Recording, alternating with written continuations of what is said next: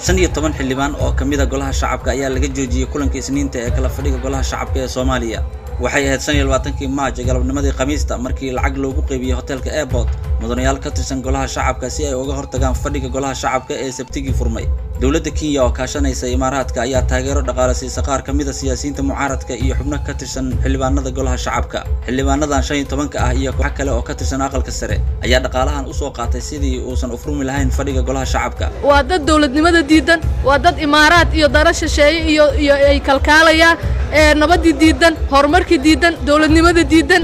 dalkaas madaxweynaha iyo baarlamaanka waxay ku joogaan sharciyad. ujeedooyinka laga lahaa fadhiga baarlamaanka ayaa ahaa xaaladda caafimaad ee dalka uu marayo iyo sidii bulshada Soomaaliyeed cudurka COVID-19 looga badbaadi lahaa. xildhibaanadan oo ujeedkoodu yahay qalqalgelinta amniga caasimadda gaar ahaan golaha shacabka ayaa bilaabay ka hor furitaanka buuq iyo sawaxan keenay inuusan golahu furmin, taasoo iyaduna dhashay in fadhiga Isniinta gabi ahaanba laga joojiyo.